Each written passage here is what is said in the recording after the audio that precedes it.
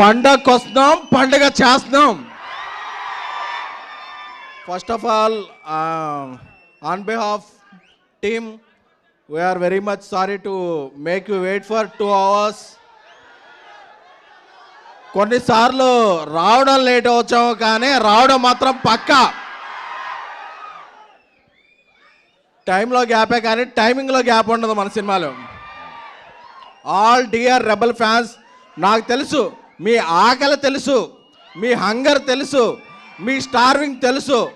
అన్నిటినీ కూడా John 9th అరిస్తో మొదలైతే ఒక 9 రకాల ఐస్ క్రీమ్స్తో భోజనం చేస్తే ఎలా ఉంటుందో అలా ఒక మహారాజా తాలీస్ ద రాజా సాబ్. ఎందుకంటే ఒక్కోసారి మనం పాన్ ఇండియా సినిమా కదా, 6-11కి ఇచ్చేద్దాం అనుకుంటాం. తర్వాత కన్నడ సినిమాలో కన్నడ లిరిక్లో ఒక గ్లిచ్ వస్తుంది, మలయాళం లిరిక్లో ఒక గ్లిచ్ వస్తుంది. అందుకని అంటే మనం కూడా ఇంత పెద్ద సినిమా ఇన్ని లాంగ్వేజ్ చేయడం ఫస్ట్ టైం కదా, సో సారీ. అప్పుడప్పుడు నాకు ట్విట్టర్లో వస్తుంటాయి మెసేజ్లు, ఏంట్రా ఇంకా అప్లోడ్ అవ్వలేదు ఏంట్రా అంటే కోపం వచ్చేస్తాయి. అరే ఆగరా, వచ్చేస్తుందిరా అని చెప్పి. ఎందుకంటే మీరు నేను వేరే అనుకోలేను. ఎందుకంటే రాజా సాబ్కి ఇక్కడ నేను ఉన్నా, కల్కికి నేను అక్కడ ఉన్నా. సో అందుకని చెప్పి నా కోపం, ఆగరా నువ్వు టెన్షన్ పెట్టేస్తే ఏ ఫైల్ అప్లోడ్ చేయబోయి ఏ ఫైల్ అప్లోడ్ అయిపోద్దా అని చెప్పి టెన్షన్ వచ్చేస్తాయి.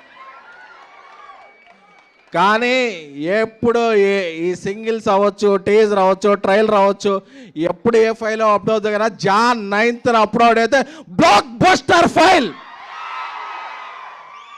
ఎందుకంటే మీకు టీజర్ రిలీజ్ అప్పుడు టీ షర్ట్ వేసుకొని చెప్పా, మన క్యాప్షన్ ఏంటి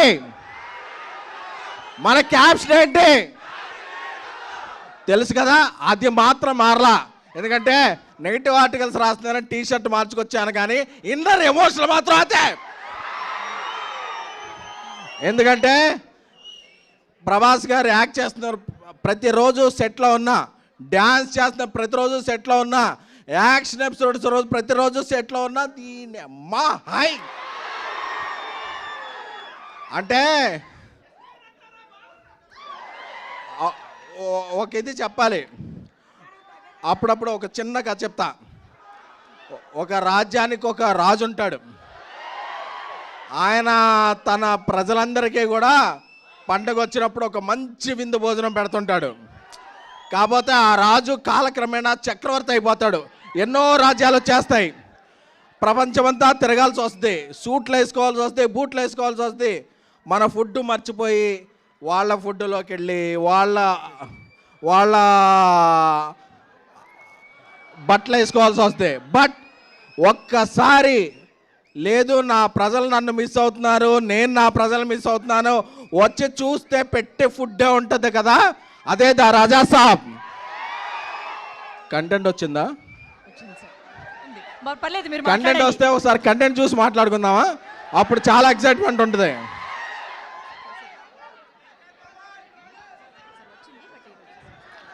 వచ్చిందంటారు, మాట్లాడమంటారు. వాళ్ళతో నేను ఏదైనా ఫ్రాంక్ గా చెప్పాలి. వచ్చింది కంటెంట్ వచ్చింది. వాళ్ళు అరగంట అయినా ఉంటారు, బట్ వాళ్ళకి చెప్పాలి, తమ్ముళ్ళు మీరు అరగంట ఉండాలని చెప్పాలి. 2 minutes లో. Okay okay. సో యూరోప్లో షూట్ చేస్తున్నాం, -10 degrees. ప్రభాస్ గారు మేము చెప్పాం, సార్ ఒక 11 o'clock వరకు కొంచెం చాలా ఇక్కడ ఫ్రీజింగ్ కోల్డ్ ఉంది, మీరు కొంచెం లేట్ వస్తారా అన్న. పర్లేదు డార్లింగ్ వచ్చేస్తాను నేను అని ఆయన 8 o'clock వచ్చి అంత ఫ్రీజింగ్ కోల్డ్లో కూడా ఆయన స్టెప్పులు వేశారు. స్టెప్పులు వేస్తే మాకు అందరికీ బ్రేక్ఫాస్ట్కే డిన్నర్ చేసినంత హెవీగా పొట్ట నిండిపోయింది. అంటే కళ్ళల్లో ఆనంద బాష్పాలు. ఎన్ని రోజులైంది ఈయన ఇలా చూసి అని చెప్పి ఇది అంటే, డార్లింగ్ మీరు పర్లేదు కదా, లేట్ డార్లింగ్, నా ఫ్యాన్స్ చాలా మిస్ అవుతున్నారు నన్ను ఈ మధ్య. నేను ఒక ఈ రేంజ్ సినిమాలు చేయటం వల్ల, ఆ టైప్ ఆఫ్ కథలు చేయడం వల్ల నా ఫ్యాన్స్ అందరూ మిస్ అయ్యారు. ఈ పండగకి వాళ్ళకి పండగ చేసుకోవాలి డార్లింగ్, వాళ్ళకి ఏం కావాలంటే అది ఇచ్చేయాలి. మార్నింగ్ రమ్మన్నా వస్తా, మిడ్-నైట్ అయినా ఉంటా, వాళ్ళకి ఏం కావాలో అది నేను చెయ్యాలి అంతే అని చెప్పారు. దట్ ఈజ్ ప్రభాస్ గారు. అమ్మ కడుపు చూస్తే భార్య జేబు చూస్తుంది అంటారు కదా. సో యూనిట్లో అందరూ కూడా ఆయనేం ఫుడ్ తింటే యూనిట్లో ఉన్న 120 మంది అదే ఫుడ్ తింటారు. ఎందుకంటే అమ్మ లాంటి వ్యక్తి ప్రభాస్ గారు. సో ఆయనకి తారతమ్యాలు తెలియవు, భేషజాలు తెలియవు, ఏమీ తెలియవు. తానేంటో కింద ఉన్న వ్యక్తి కూడా అదే అని నమ్మే ఏకైక వ్యక్తి ద రెబల్ స్టార్ ప్రభాస్ గారు.